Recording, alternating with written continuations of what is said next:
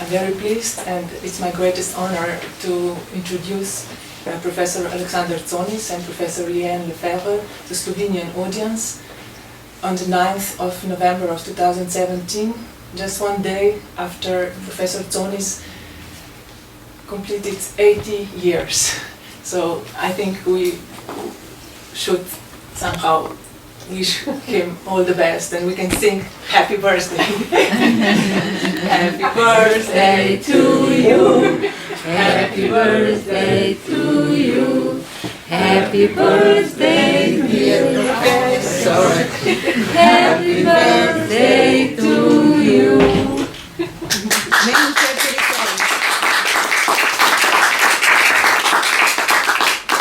Well, you know, the date of my birthday is actually the 8th of November, and it is between the Russian Revolution, which is the 7th, it's October, but it is November now, and I don't know if you are familiar with the term, the Kristallnacht was the next day, the 9th.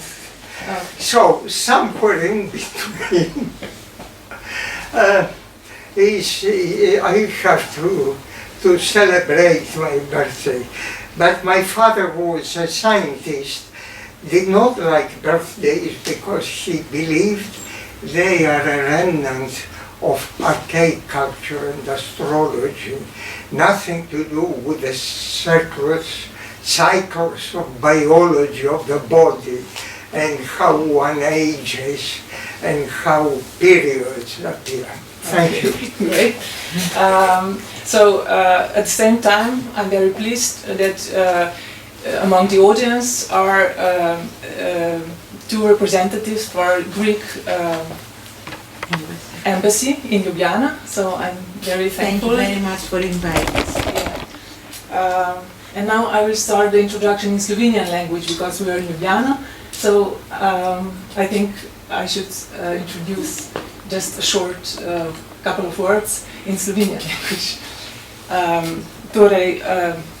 Letos je pri založbi Ravtlič išla nova knjiga, zadnja knjiga profesorja Tzonisa in Liane, ki je v bistvu zbirka člankov, njun izbor člankov, katerih je v bistvu sta sama dva nekako izbrala kot ključna in jih povezujeta v neko rdečo nit s sprotnimi komentarji, tako da jih umeščata v politično in kulturno situacijo časa od 60-ih let prejšnjega stoletja pa do danes.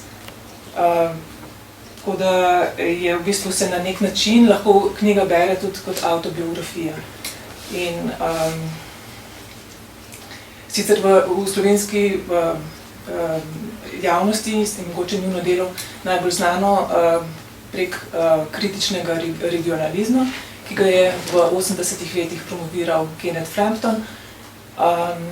Sicer sta pa v bistvu v najlepšem pomenu besede znanstvenika. Namreč, če grem v začetke, profesor Tzonis je začel svoje izobraževanje v Grčiji in potem je kot Fordov štipendist prišel na univerzo Yale, ampak nekako bolj kot Ford ga je navdihoval Louis Mumford. So I just explained. We understood that you were a Ford fellow, but more than Ford, you were inspired by Louis Mumford. By? Louis Mumford. Quite a difference between, of course, by Mumford. Yeah. Yeah. Because you had a Ford fellowship. But it was just a playing with words. I was able to leave Greece because of Ford money. Yes. And it was very interesting because, well, Ford was distributing money all over the world for young researchers. But our group was very interesting because they invited it to Detroit not only to meet Mr. Ford, whom I met, but to see the production, the conception and the production of the automobile. And it was very interesting because in our group, I don't think there was anyone from Yugoslavia, because Yugoslavia had relations, and probably there was Ford money in Yugoslavia, but I don't think it was in this circle of people. They were all from Western Europe, and a brilliant woman from Turkey who became the director of the museum in Istanbul. So when we were there and the Americans showed the latest, they were two brilliant young men. One was Swedish and the other one was German. And both of them were highly critical of the American model of cars and the vision of the future. And I must confess, the Americans said, you Europeans are poor and you don't understand really what the automobile is about and how everybody is going to have an automobile one day and life will be free and so on, while the Europeans were supporting the idea of the small car and the idea of, together with the car, of the public transportation.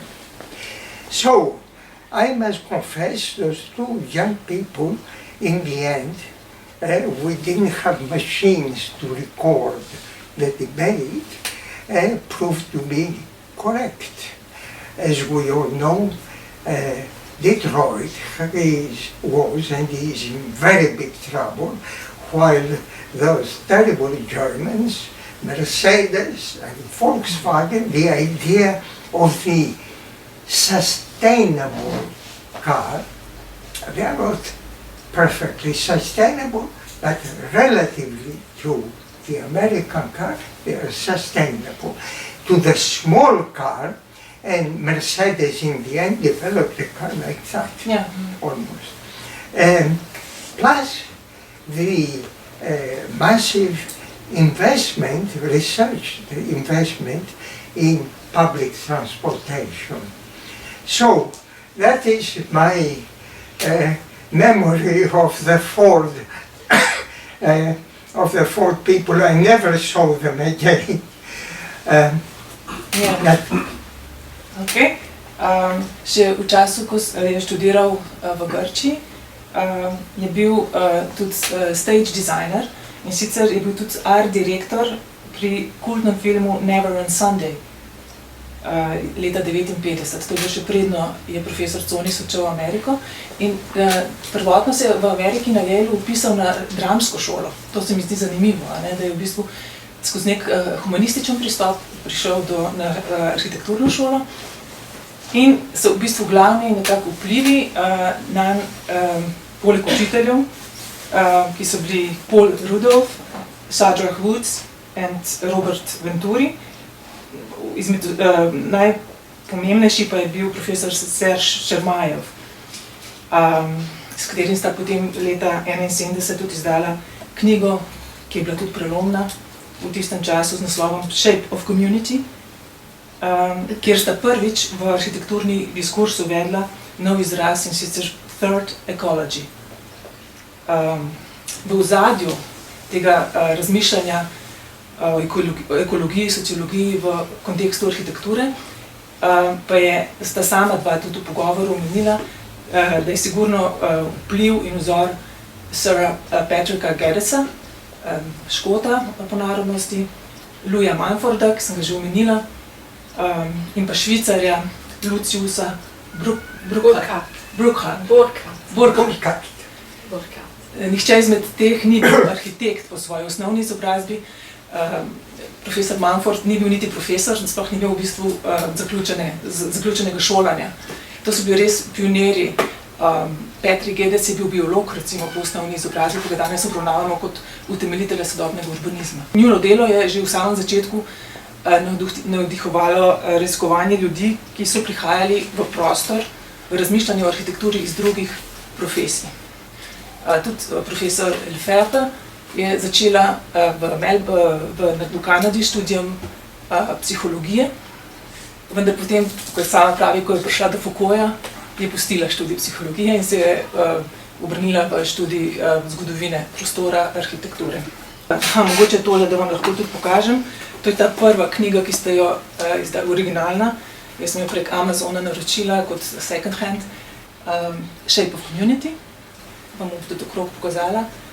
Se pravi, profesor Šermajev in profesor Tzonis.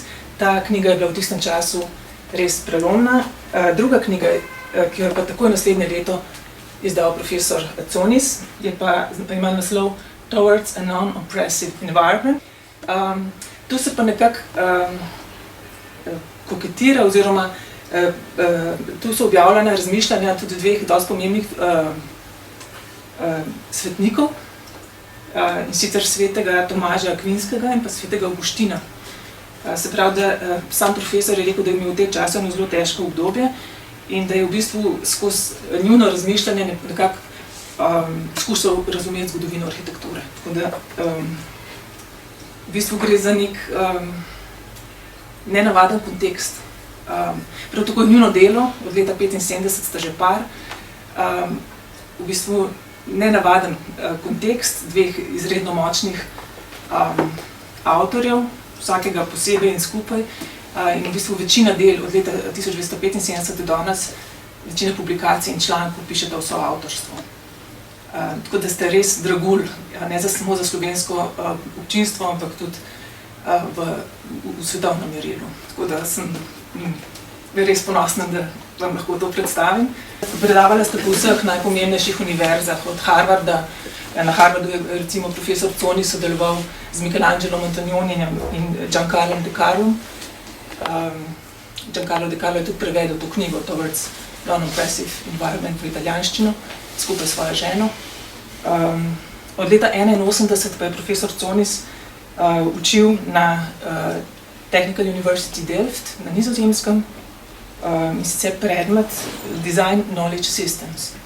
Še to bi mogoče za konec omenila, da je profesor Lefaivre je nekako najbolj znana danes po študiju otroških igrišč, tega medprostora Alda Vanajka, katerega stoletnico praznujemo prihodnje leto. Okay. I hope Slovenian was not too hard for you. I just have one question for the start of the conversation for Professor Tzonis. It's from the book under the title Coda. Oh, yes. I will just read it in Slovenian and then I will ask you to. So, v bistvu bom samo dva stavka povedala iz te knjige in potem bo profesor Tzonis komentiral. Napisana je bilo ta članek leta 2002. Tu pravi, tako arhitektura, kot tudi veliko število drugih disciplin in profesij današnjega časa se okorišča z delitvijo dela, specializacijo, novimi mediji in novo komunikacijo, kar se je razvilo v neko opulentno globalno prakso. Če se bo delitev dela nadaljevala v tem tempu, se bosta tako oblikovanje kot globalizacija izkazala kot ovira, ne pa kot rešitev. Na ta način namreč postaja oblikovanje ne le visoko razdeljena in razbita aktivnost, ampak tudi tista, ki deli in razbija. So, I was translated the first sentence, and this is about the division of work. Well, this part is the conclusion on one hand of the research project we had in the Netherlands, on the other hand of a real presentation and debate in Singapore, and the theme was collaborative design. That is, why collaborative design, and what is the future of collaborative design and architecture.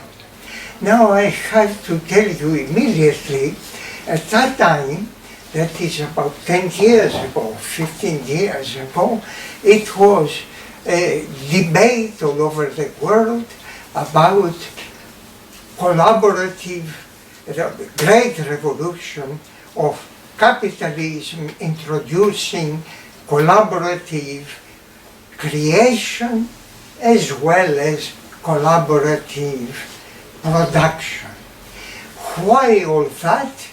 Behind it was, of course, the fact that the electronic technology of communication, which was before one-to-one, a radio to you, you with a telephone talking to another person.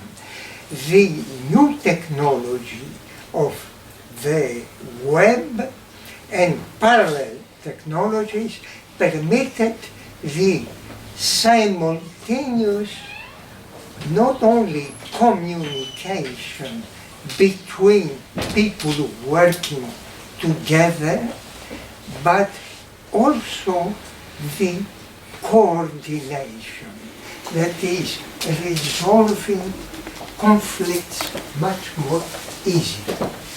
There was a great optimism about that, and at the same time, this was happening as design was falling apart in terms of various specialties, technological, legal, political, as well as aesthetic. So each of those forces had to work together to produce one project. So the idea was that this new technology of, I will call it not information, of interaction, will be able to bring people together working on a project. Pioneering work actually was done by the American airplane company. Boeing? Sorry? Boeing? The Boeing, yes. And they were able to, at that moment, bring down costs and increase quality through the use of this interactive technology. In reality, things worked in a different way, because actually there are two big forces against collaboration and against communication, even if technology makes it possible. One is vested interests, especially in the built environment. You can see it with your experience, even if you're not architects, how much to make a building, an important project in a city, there is interest of the people about the land, interest of the people who finance the project, politicians who have their own ambitions, and in the end, artists who have their own dreams, as well as engineers who have their own principles. So what has happened the last 20 years is the vested interests. Maybe you should immediately translate the term, because it is not so common. The built-in interest of the groups. Yes, exactly. But how do you say it in? they understand, I think. They understand? Yeah. Okay. Yeah. The vested interests were stronger than what the communication and interaction technologies could do. The second aspect is more mental. It is what we call ideology. Ideology is not only political, it relates to almost every aspect of life, and what characterizes it is the absence of rationality and the attachment of an individual to a certain principle without willing either to discuss it or to test it. And in fact, to jump out of the book and architecture, the crisis of the last 5 years, at least, we see in every field is actually the force of the vested interest and the power of what we call bias, the blindness, the mental blindness of groups all over the world. I worked in China quite a lot, and you see the same phenomena. I know the United States, of course, rather well. It is the same. And my experience in Holland was actually the laboratory of these pathologies. To conclude, the optimism that technology was going to bring people together and bridge the forces that were pulling apart groups that worked together in a project, technology did not achieve its potential. That's also a quote from Professor Tzonis from the book. The most fundamental organization underlying the man-made environment, which cannot be ignored, is that it is a system based on the rules of privilege and profit. So, but as your life work is mostly to enable social groups, human beings, kind of this ground up actions. Do you think your lifetime work, like 50 years, was utopian, or how would you rely to this, what you wrote here, that is a privilege based on the rules of privilege and profit, and all your life work? Well, I must confess, let me explain the title, Creative Destruction. What characterizes our time, when I say our time, let's take it from the end of the Second World War and this great wave to generate a new world, something different. So that's the part of creativity. And creativity increased, and creativity happened mentally, but also technically.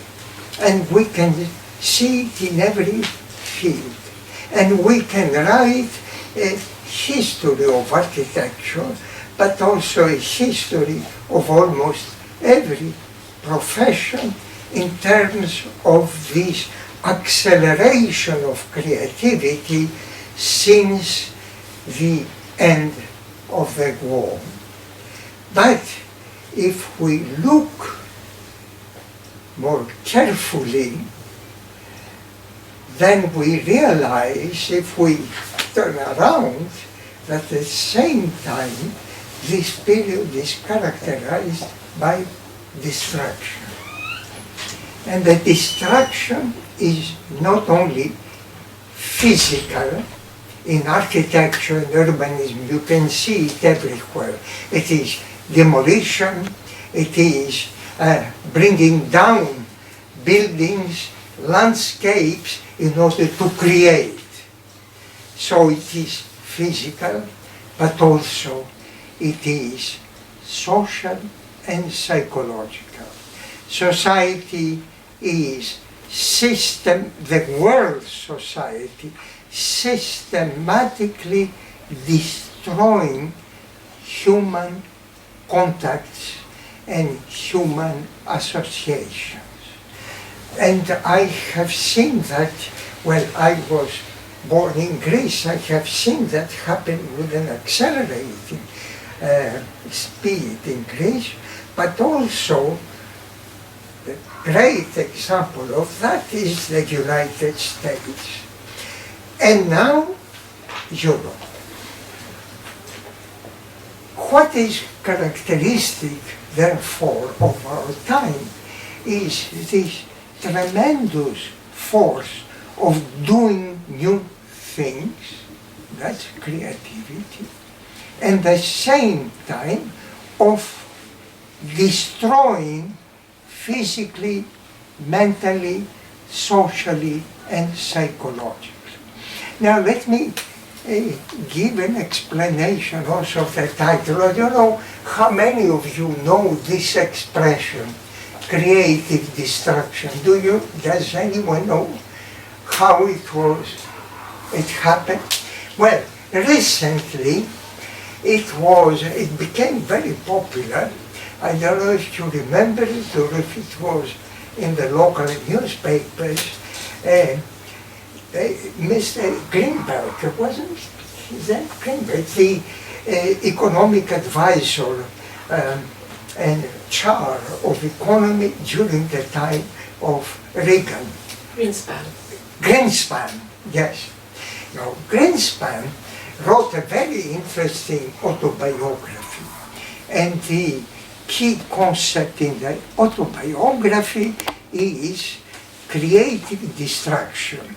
And he said, what we need, we meaning primarily, of course, the United States, is to accept destruction, because without destruction, we cannot create.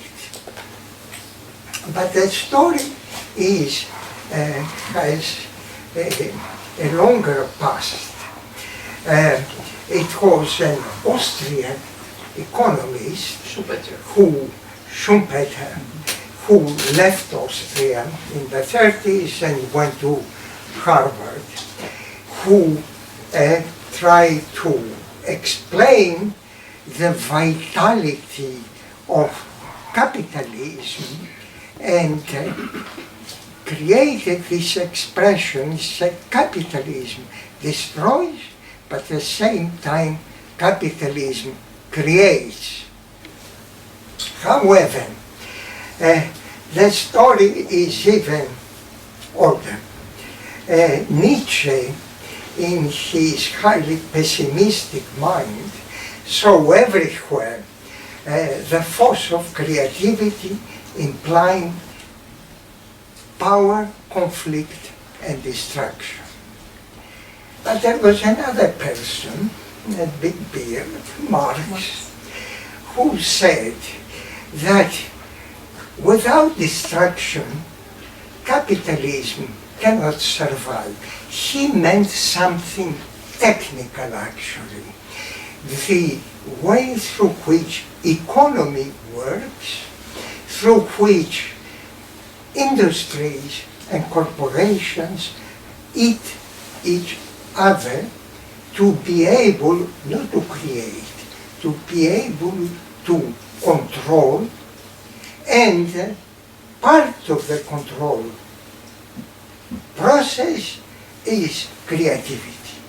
So, in short, it is difficult to see what Marx implied.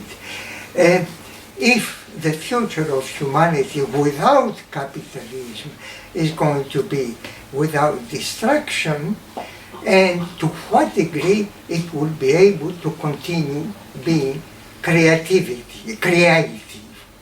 The fact is that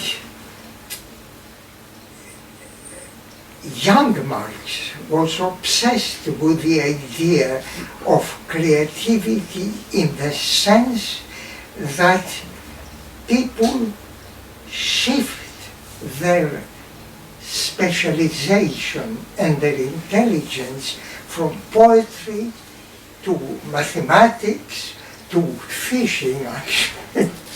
And because the essence of humanity is change, which in a different structure of the world does not have to be created.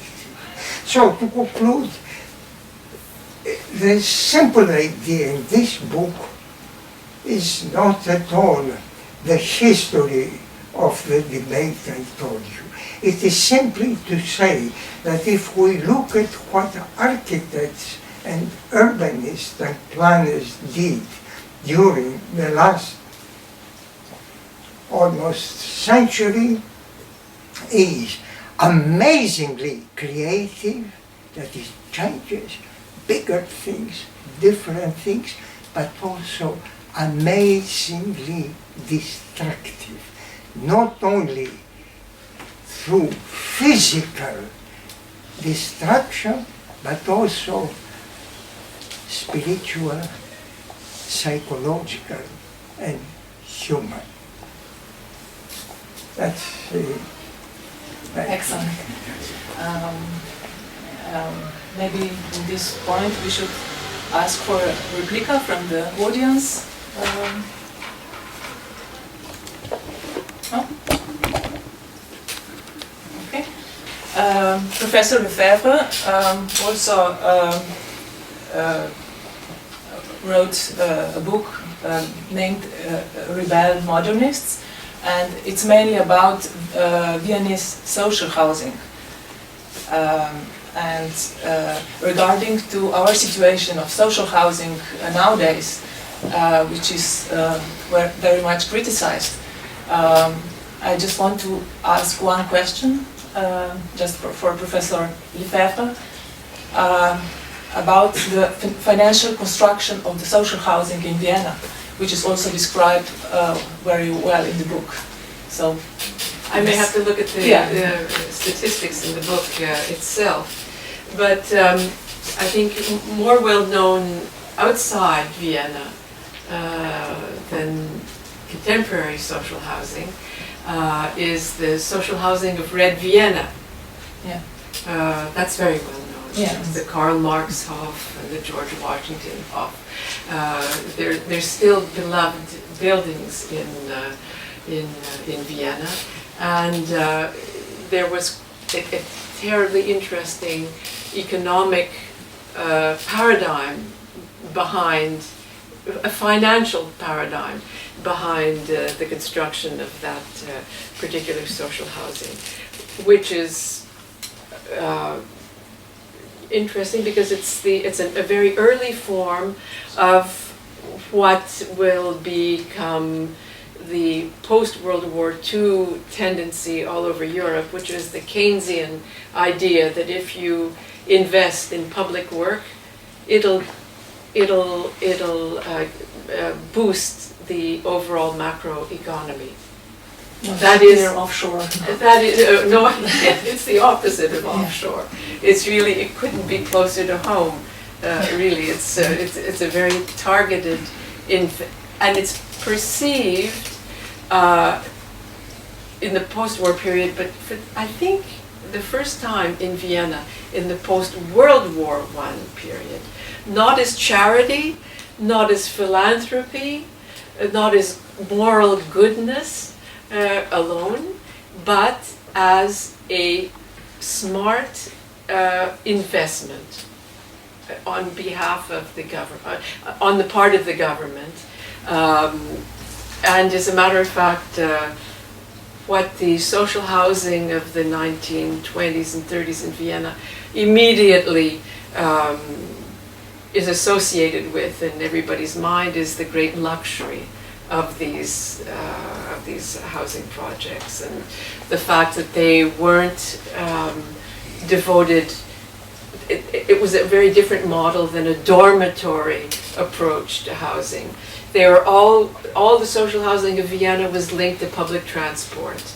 It was nurtured with a very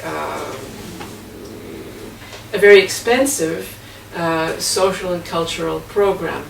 People were so poor in Vienna. It had the worst housing situation in Europe before the First World War. It was, TB was rampant. People would, the slum conditions were much worse than London, much worse than Paris. And so people had to be taught even how to use a kitchen.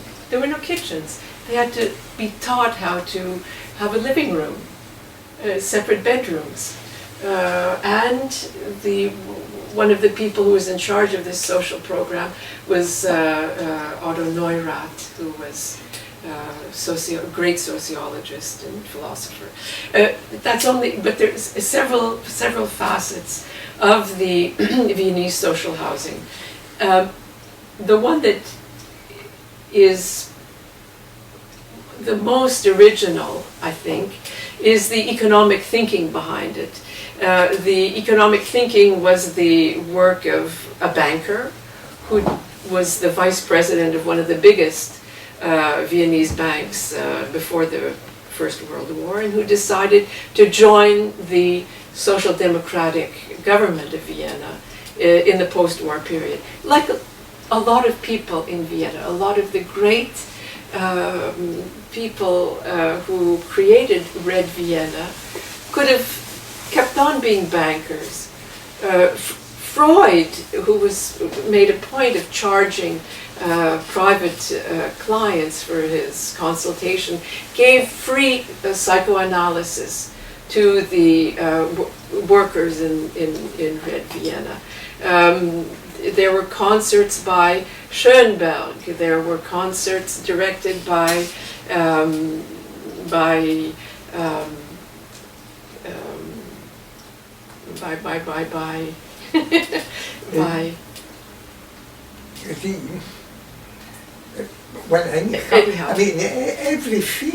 every field had great representatives. I mean, the people who were in charge of Red Vienna were doctors who were extremely innovative and decided to work in social housing. Now, the difference between all the small-scale social housing that went before and the social housing of Red Vienna is that because it was initiated by a banker, this banker knew about investing in things and making money.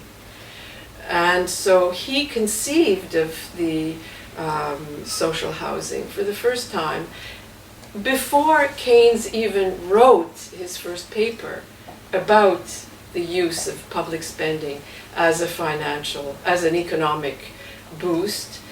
That's how he conceived social housing in Vienna. It was the treasury, and as a result, he not only preceded John Maynard Keynes as a Keynesian thinker, but as a doer.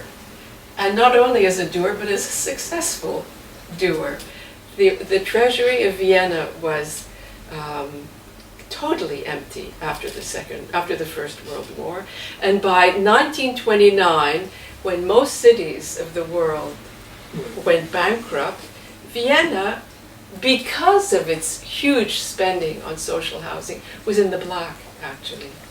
Right. No, similar situation. And the similar situation applied now. It has applied since then. The population of Vienna that lived in social housing in the 1920s and 30s was about 10%. Today, it's 60%. 60% of the Viennese live in social housing. And you could, I mean, obviously Austria is a very wealthy country. It's a very prosperous country. It's a very well-run country economically. And the tendency would be to say, well, the social housing in Vienna can be so generous because Austria is a rich country. But the opposite, and it's true, but the opposite is also true. One of the reasons Austria is a rich country is that it invests in extremely high quality social housing. If you want to ask me how that works, Yes, please. then I have to look at the book for some statistics. But grosso modo, it creates a tax base. In spite of the fact that 60% of social housing in Vienna, of the population of Vienna, lives in social housing, the price of social housing is very low. Why? Because it's very well organized. It's an economy of scale, basically.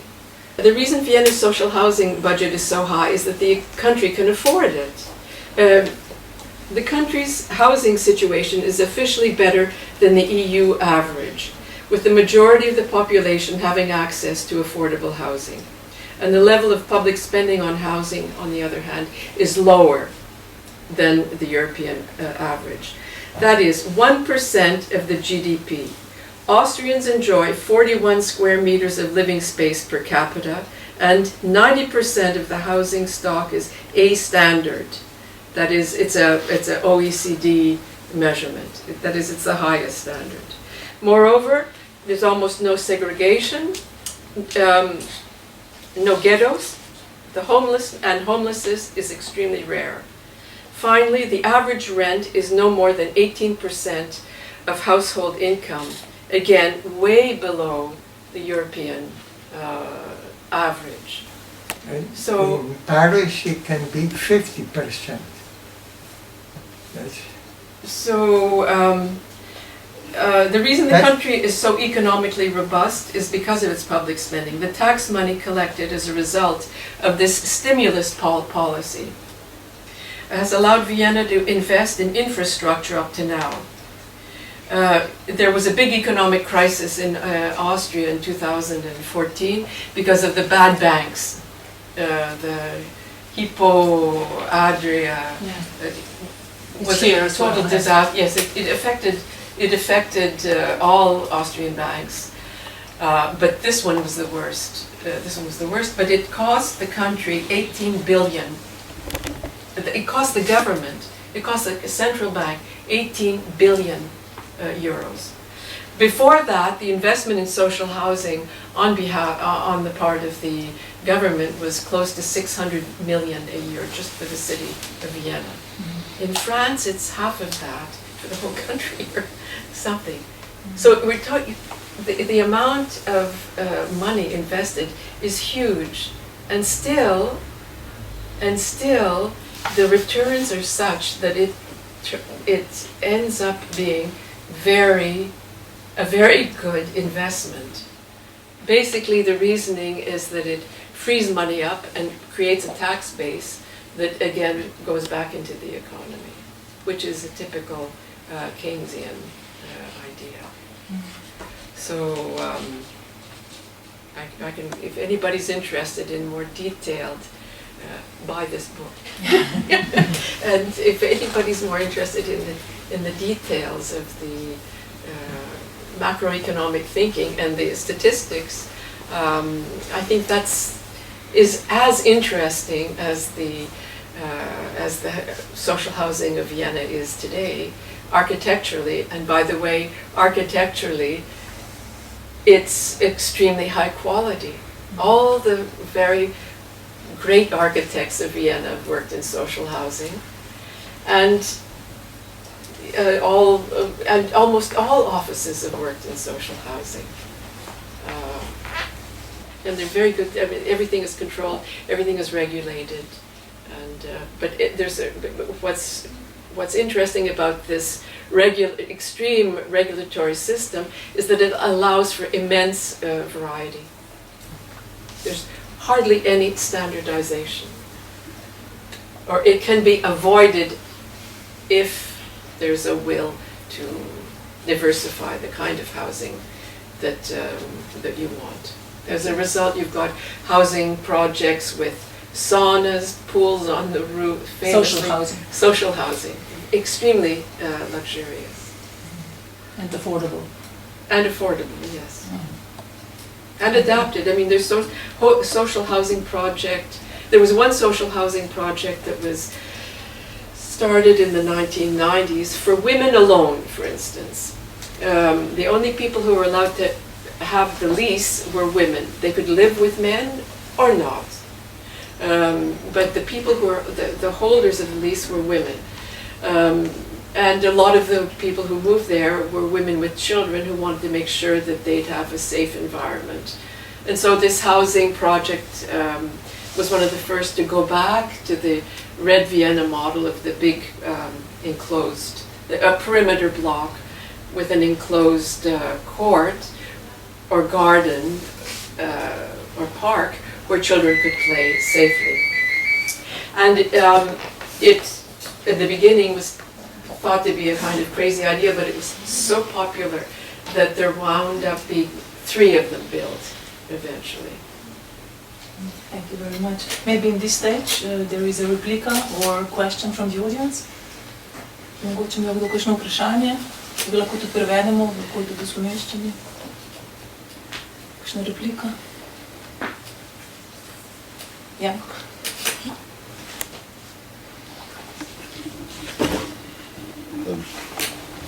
Thank you very much for very deep insights in this special spatial problematic, because I think that it's, on one hand, it's really very difficult to understand the human condition on the earth, if I use Hannah Arendt term, because the perspective is very wide, from the single personal being through social interactions, where can grow creativity, and to understand these global instrumental organizations. And I think that your work really understands all 3 layers. And I'm very interested for the beginning of critical regionalism, because I really think that this is maybe one of the most important thoughts in the space which can open human creativity on Earth, which was produced in 20th century. But if we understand globalism, we can understand that in 90s the whole global system was against critical regionalism, but after the fall of globalization in 2008, I think that we understand that something deeper happened. I think it's really very important to find again these seats which were opened through critical regionalism, and I understand that you were both in this beginning, in this arche of the movement, because it was a movement which really understand that globalization can't solve the complex problems of our planet, and that we really need to understand the special, spatial, regional conditions, and really to open global attitude which can be able to understand it. And I think it's really very important exactly in this moment, because without critical regionalism we can't solve the problem between Catalonia and Spain through the open European or world perspective. I think what you're saying is that the creative potential exists more in critical regionalism than in globalization. Of course. Yeah, with this, I am a little bit reluctant. I personally had my ups and downs. was the idea of regionalism. And when we brought in the idea was to make people wake up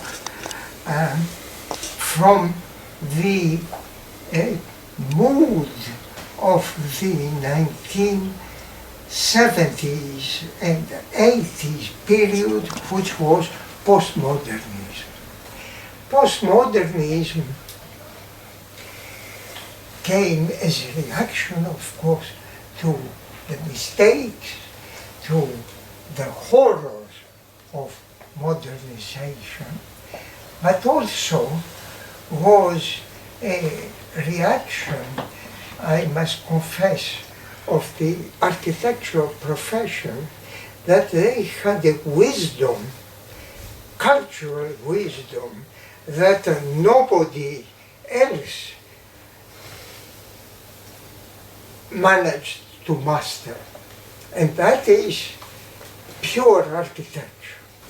This idea of pure architecture was elaborated and spread around, autonomous architecture as it was called, and as a result of that, at around, I would say, beginning of 1980s, you have a very bizarre phenomenon of architects talking against the oppressive forces of standardization, of modernization, applying themselves the worst kind of standardization, which was buildings that looked historical, that looked cultural, that the only people who liked them were actually the architects themselves.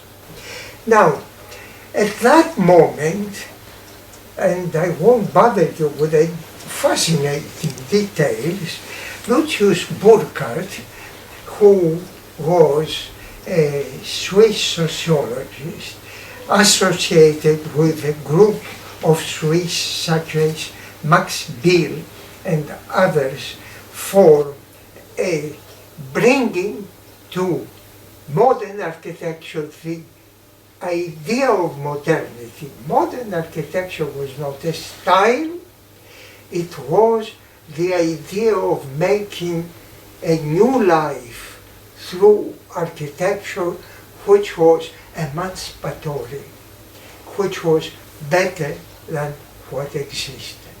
Now, this did not happen. Lucius had to leave Zurich and started this movement in Kassel, and in fact one of the people which is not so well known associated with that was a group of artists like boys.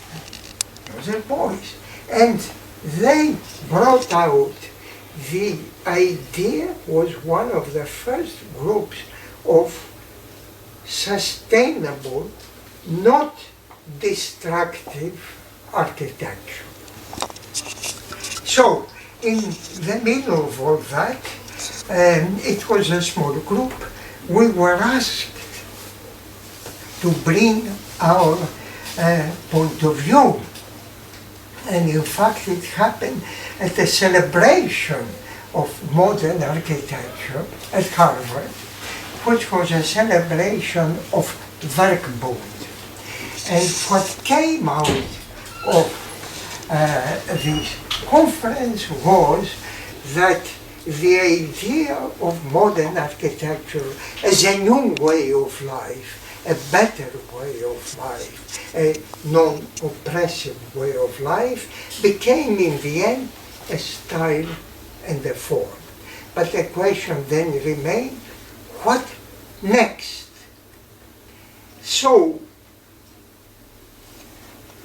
what we said was not regionalism, but realism.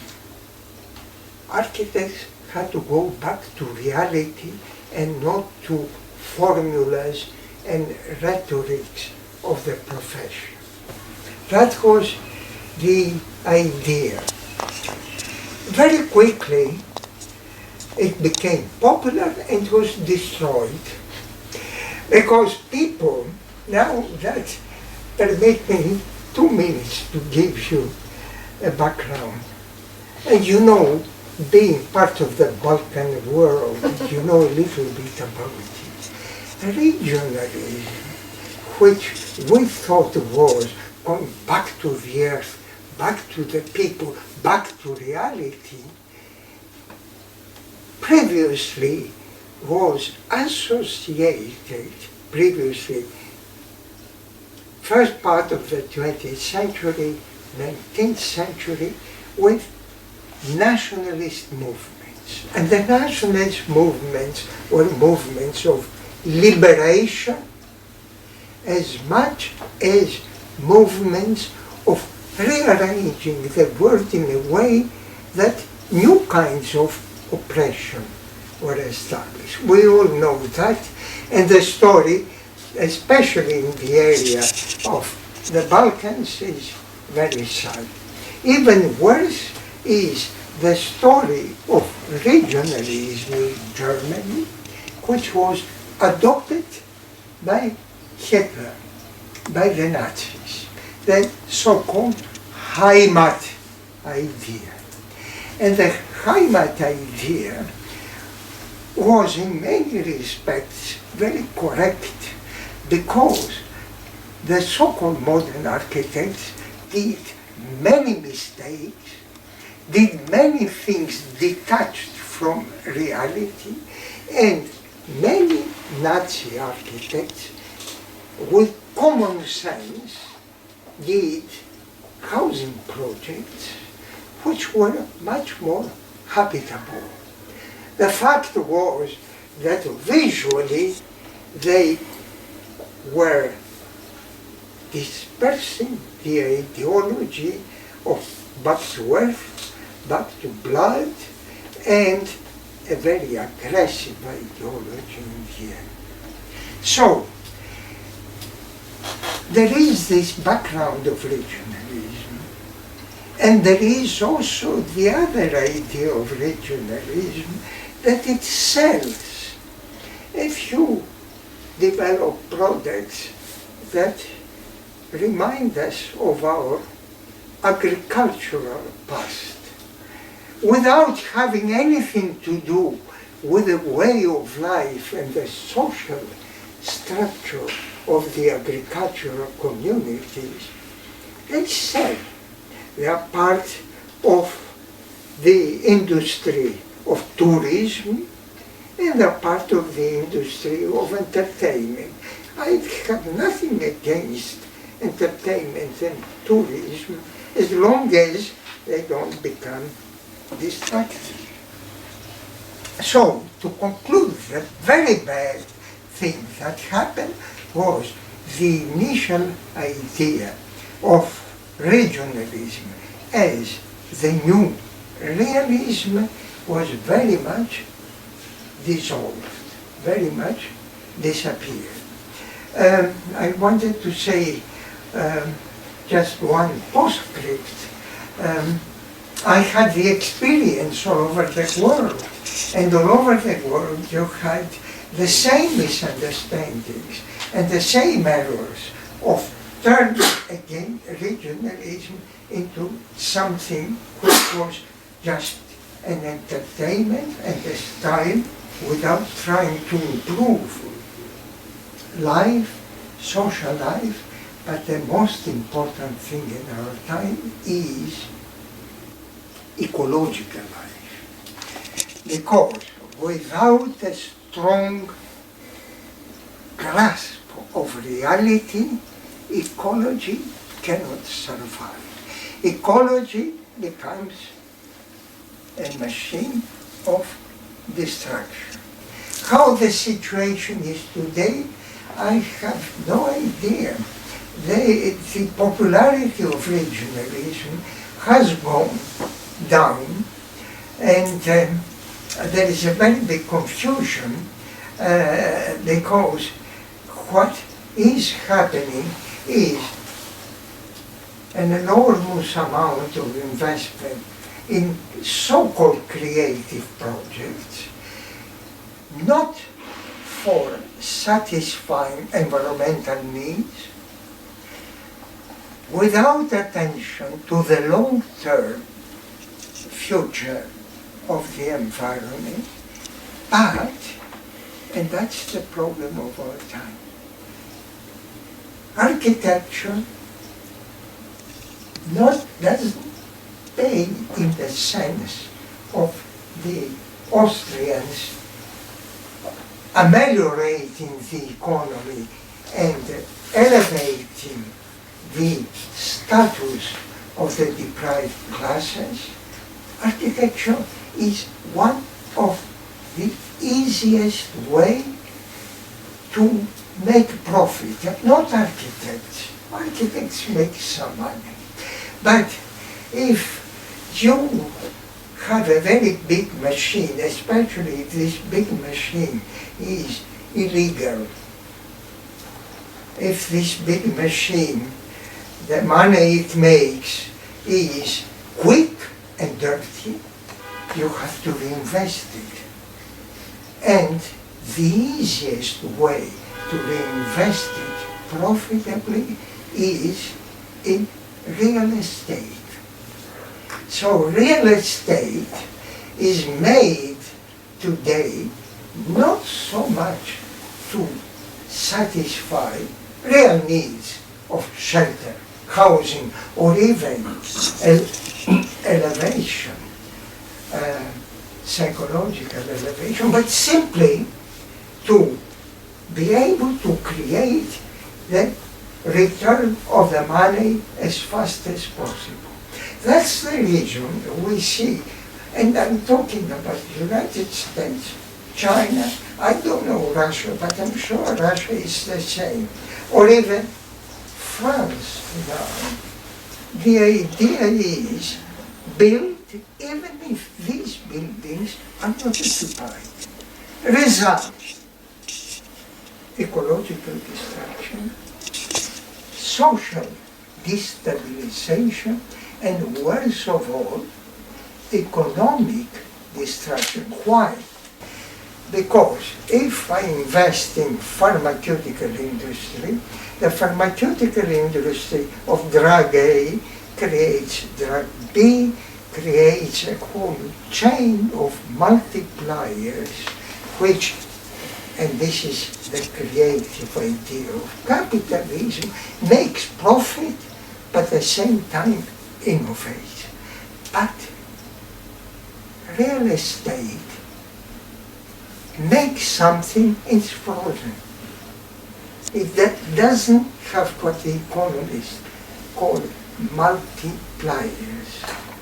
Now, if building is associated, as in Vienna, with the improvement of the quality of life, that's a different business. But if building is ending up into empty buildings, as in China, and how they're empty in the United States. They're empty, I won't take you into the details, they're empty because they're occupied, but then people all of a sudden can pay for them, they abandon them, and they're empty shelters. Why? Because fundamentally, from east to west, from north to south, we have this very destructive force of investment, which in the end destroys even the system of capitalism. Because if there is an ecological disaster which is unavoidable, then what kind of capitalism are you going to have? When there are no people, there are no houses, when you have what we can call the desertification of our world. I finish with a little parable. In fact, when in ecology you have highly aggressive species that dominate and consume the whole environment, this is what leads to real deserts. That's the past of the Gobi Desert, that's the past of the deserts of Northern Africa, and so on. So, this little metaphor might remind us to what can happen even to our own capitalist economy without any revolutions, but simply out of this phenomenon of self-destruction, whereby architecture plays a role, not architects. Architects, whether they like it or not, they have to design and build. But the framework within which they do that is what is really the problem. Well, the question is also whether globalization has a monopoly on destruction. Regionalism also has, and has had in history, at least an equally destructive potential. And in a way, it's one of the great motors that keeps history going. And when things get out of balance, when there is no balance between the creative potentials of globalization, because it's not always been for the worst. We're benefiting today from globalization from many points of view. There is, in Europe especially, a tendency towards regionalization. Brexit is, I don't know how creative Brexit is. In Austria, there's an Oxit movement too. I don't know how creative that is. And the reason that we introduced the word critical with regionalism is that it relativizes something that can be taken as an absolute good or an absolute bad. It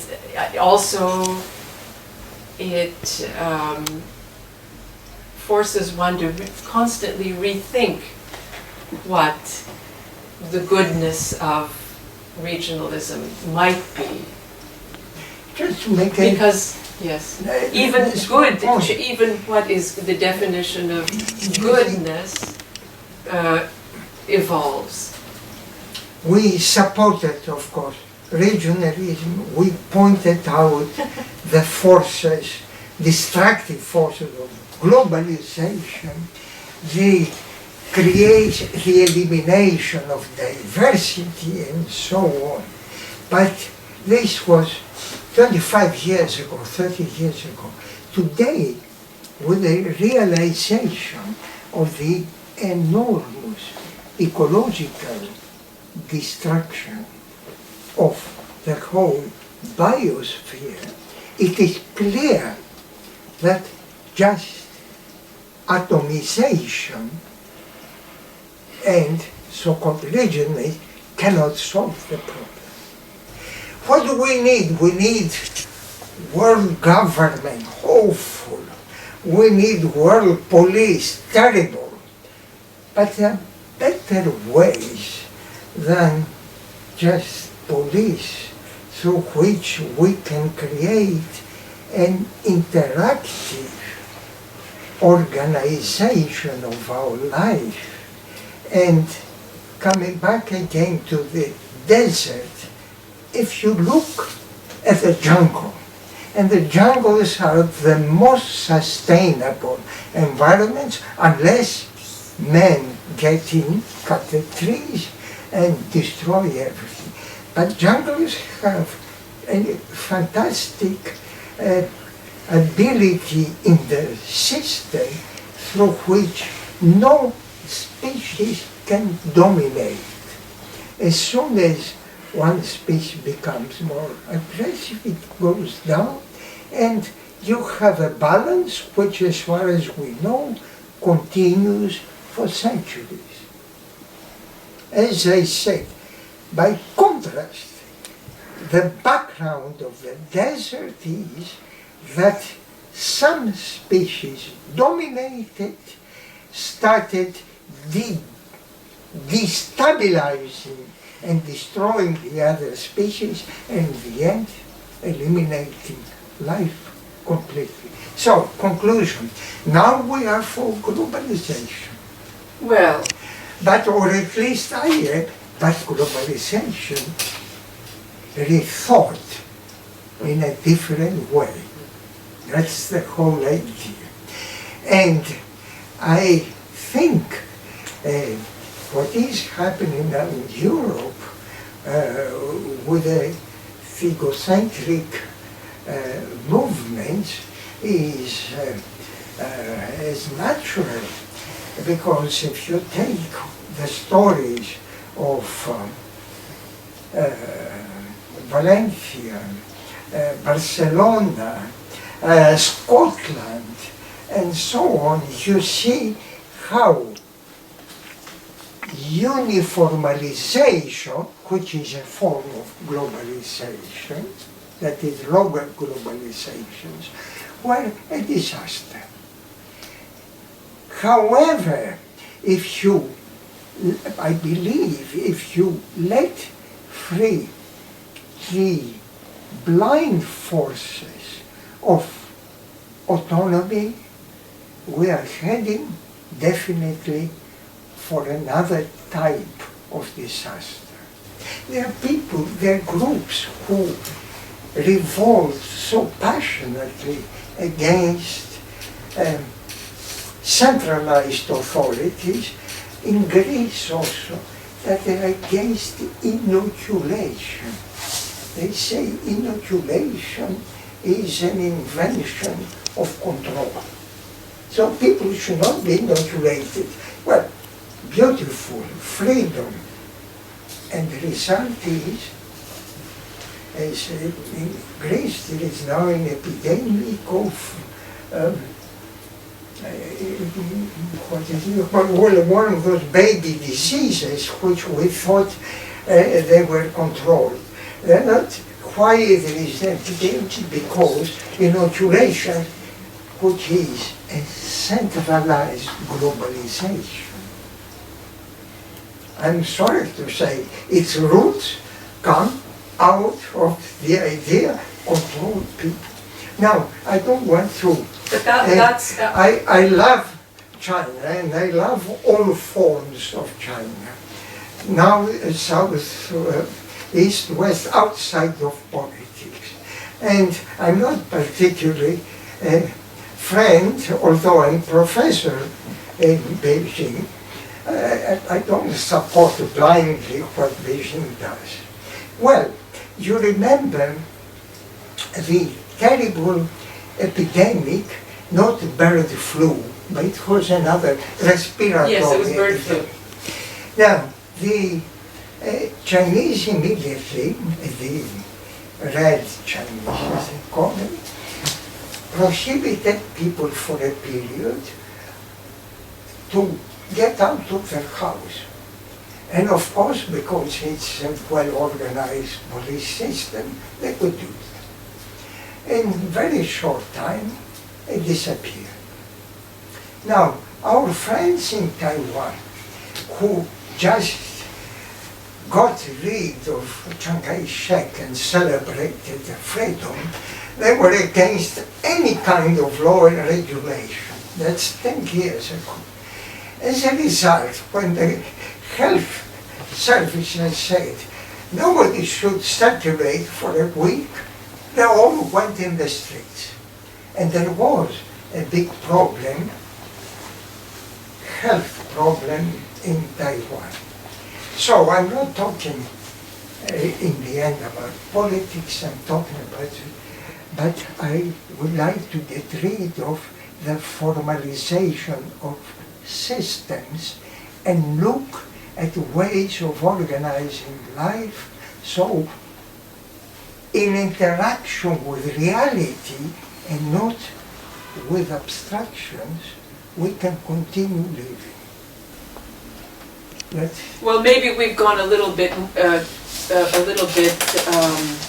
mean, in this discussion anyway, a little bit too far in support of globalization, maybe.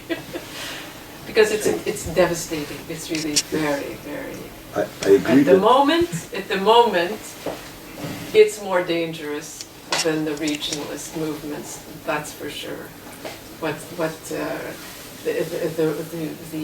The destruction that it's wrecking upon the forests of the world, the seas of the world, the cities of the world. You all know the fires that almost destroyed California recently. It's very much the result of zoning and absence of any kind of controls for something very simple, which is fire.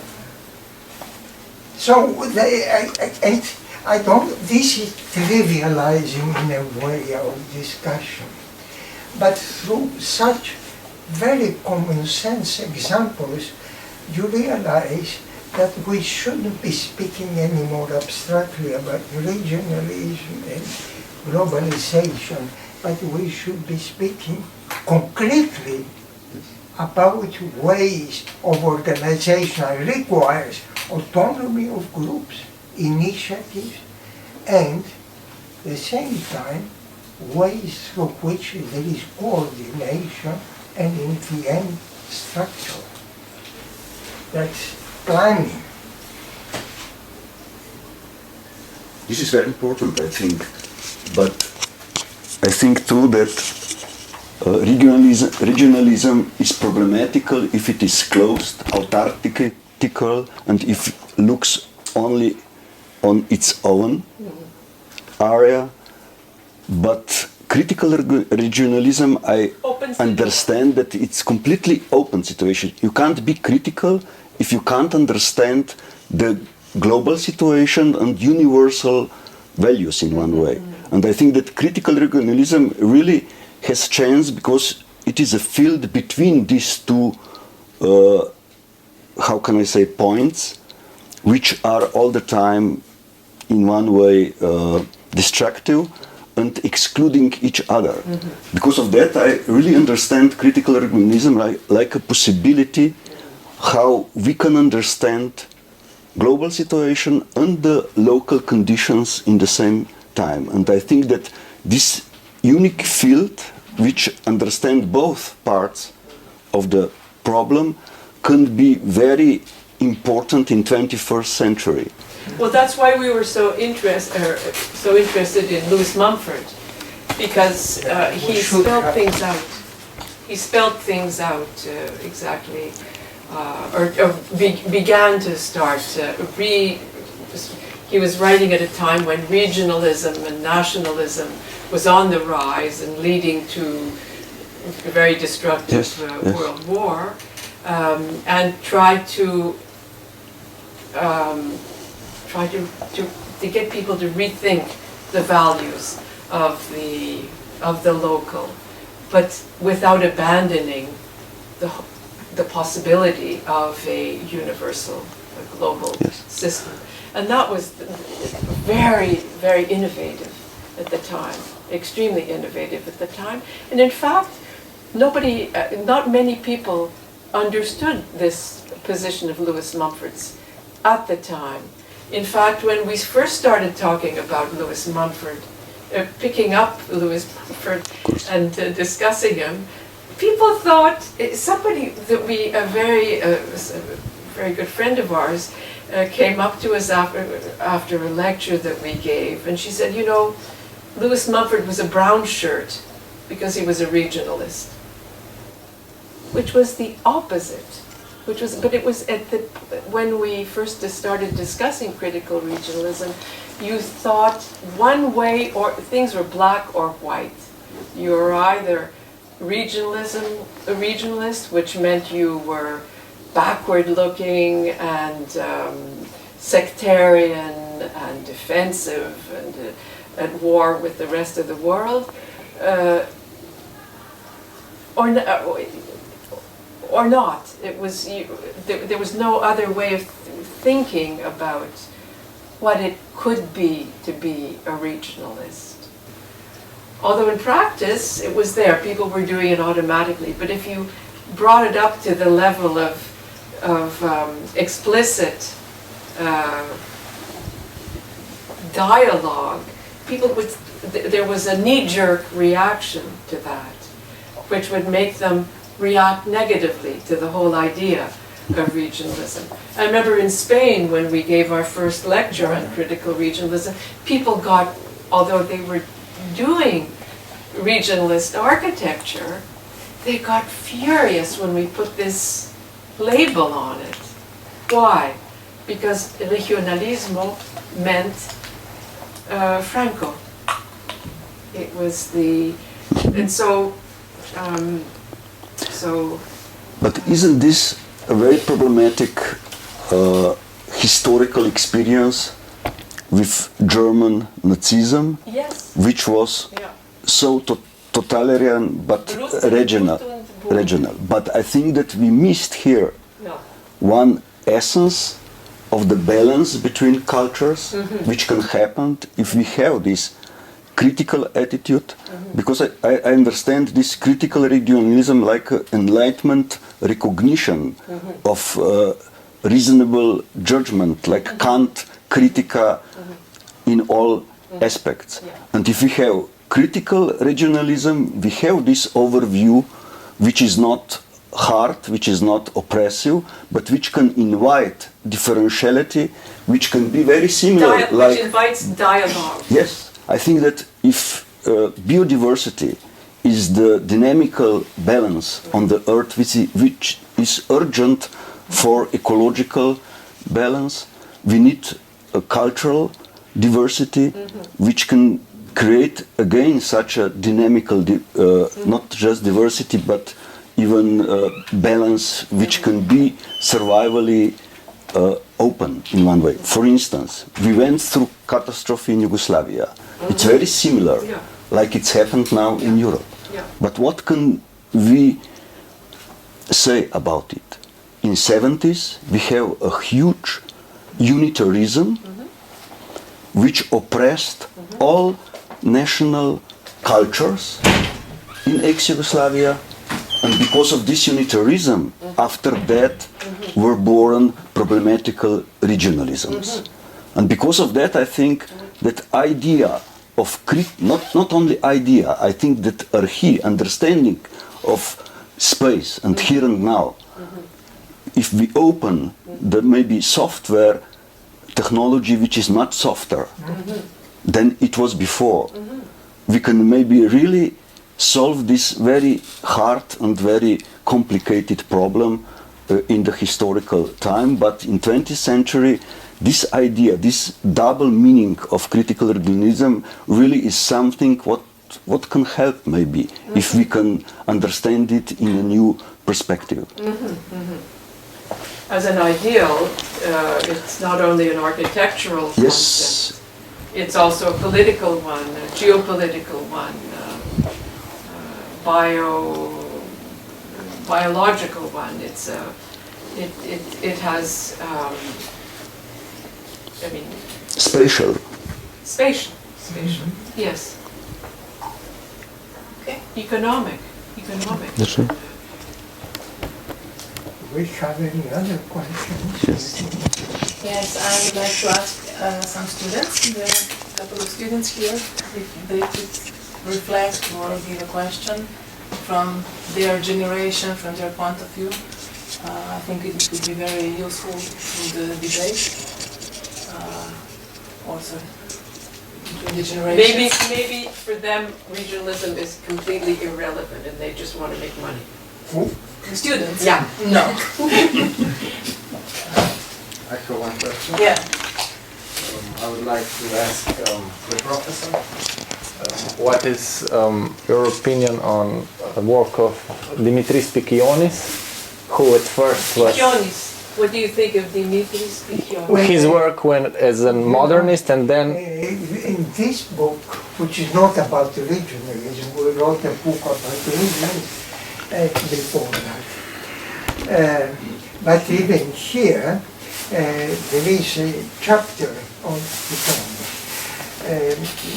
Pikionis was a fascinating personality who understood the potential dangers of mindless modernization.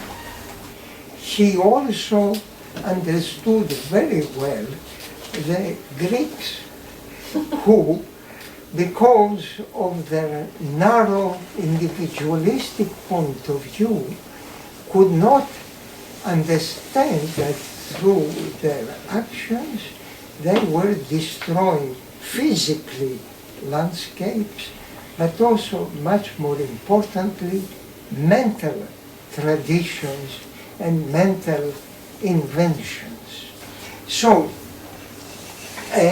Pikionis was a very peculiar person because he spent most of his time talking, and most of his time, in fact, trying to communicate to people problems. Still, he left us with one, to me, of the greatest 20th century works. And this is not a building, but it is architecture. It is a path. Yeah. Now, why this is, first of all, it's in a way an invention, because we don't have many precedents of a path that functionally serves not only cultural purposes but also social. So, what is the idea of the path? The idea of the path is to create an environment through which people can be in contact with each other, which is de-alienating. In other words, react, and he was reacting against the materialism of the post-Civil War Greek society, which in fact was destroying the social fabric. And developed this concrete environment whereby the idea is interaction between people in process and environment. An environment which is natural but also cultural, memory. So it's a unique actually project, to me more important than the Güell Park in Barcelona and so on, because it combines all those levels towards one goal, which is the value of the region as a mechanism of better life. Why better? Because he reacts to the Civil War destruction of Greece, which happened a few years before.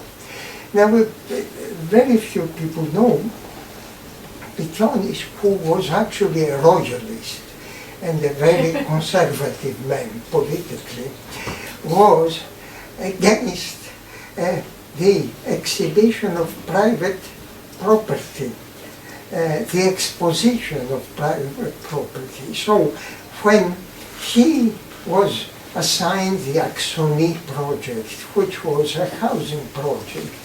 He, in a very utopian way, he didn't want, first of all, demarcations, walls, garden walls, to point out what is public and what is private.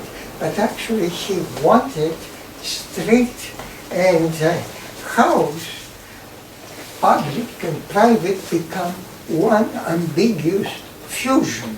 So as he said, if somebody was a little bit tired walking through the street, he could step inside the garden of somebody and have a rest. From where deeply the ideas of Piccionis come, I believe a few people have mentioned that it's Ruskin. And Ruskin has his Christian side, and Piccionis was very deeply Christian, but Christian in the proto-Christian apostolic, I don't know if that term, you know, the community way. And he was a regionalist without being nationalist. It's very bizarre.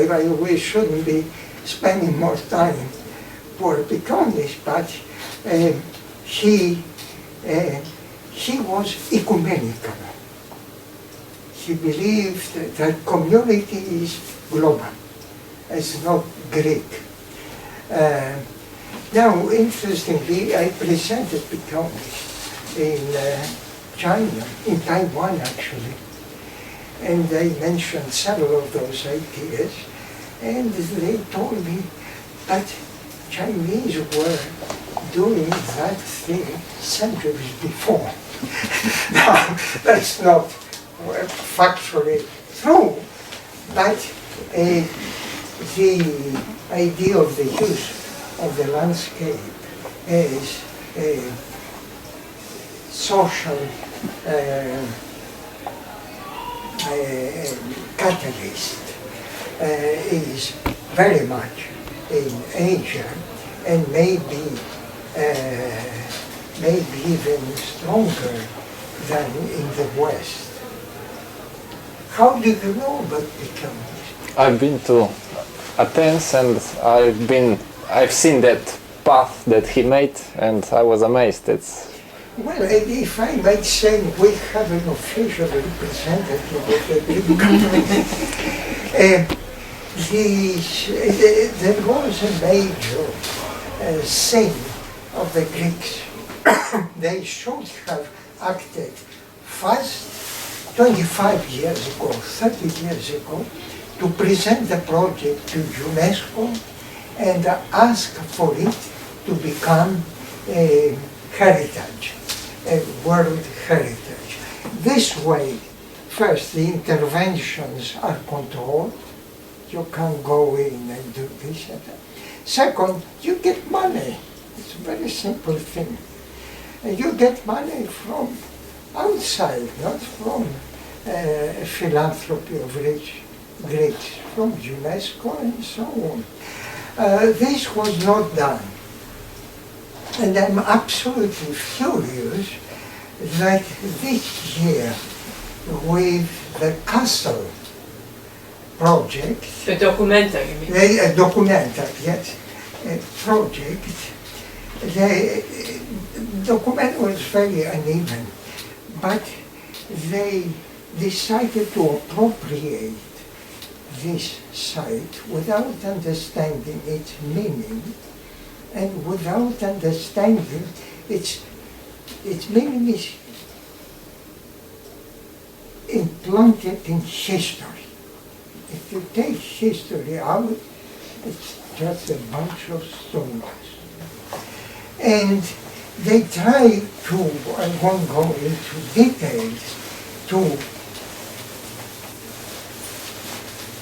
bring modern art in it, not in dialogue, but in complete indifference between contemporary problems and the problems of a historical moment in Greece, which in fact are international, because every country passed a post-civil strife period. And at the same time, absolutely global from the point of view of how memory and nature can be merged together in a social place. And you can ridicule if you want Tzonis and say all those things, that he was a stupid royalist and he was half-educated and this is very easy to deconstruct a person, but what's the use of it? In fact, Dimitris Pekionis was a private tutor of Professor Tzonis, and recently also quoted by Peter Zumthor as one of his favorite architects. Just a remark. So I think it's very good. I was amazed by Pekionis because he was quite strict modernist in a way, but when I saw the work of this path,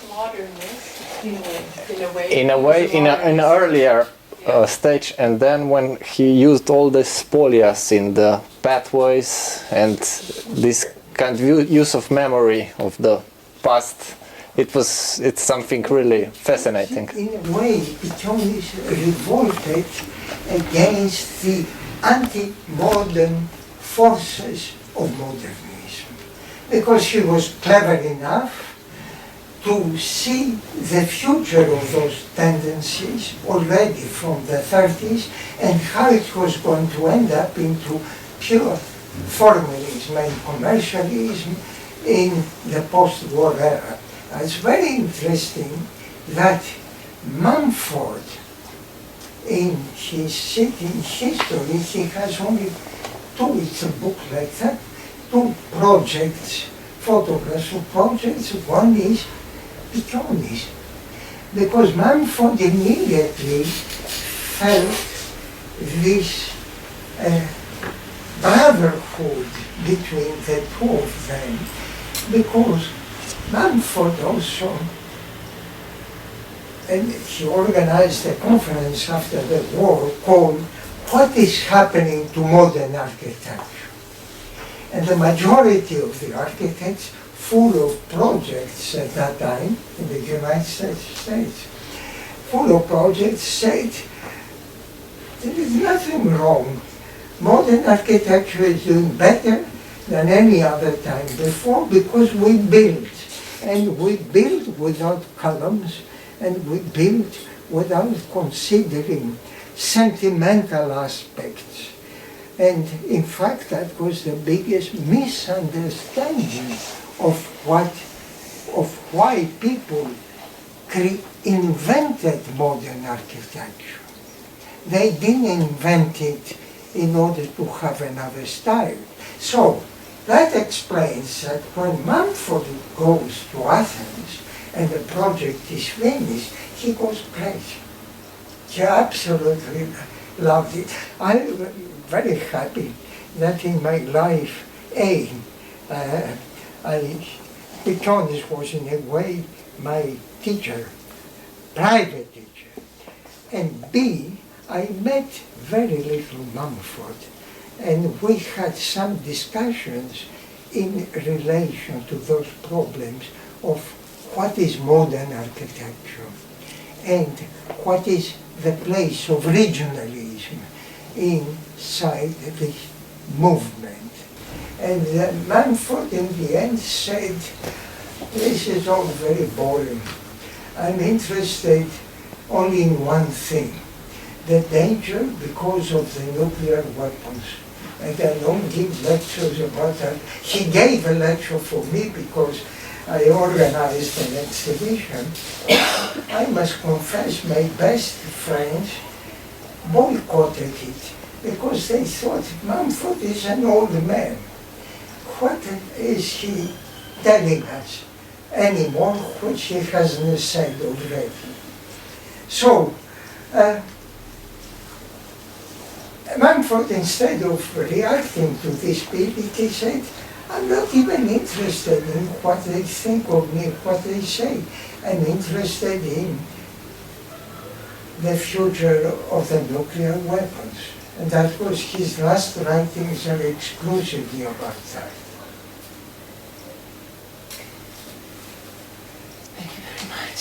What they say. Any more questions, replies, suggestions?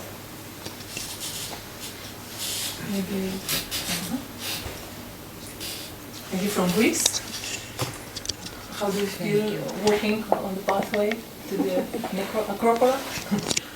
It's very interesting, of course, always.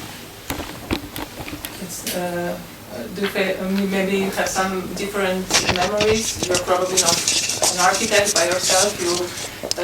Your perception must be a bit different than perception of an architect. Could be more emotional, I think, than anything else. Emotional. Yes. In connection to the culture? To the cultural, to what is happening there, what kind of a center it was, what kind of conversations they were having, what it was standing for. From that point. Thank you. Thank you very much for the discussion, for the introduction of the ideas, for the questions, and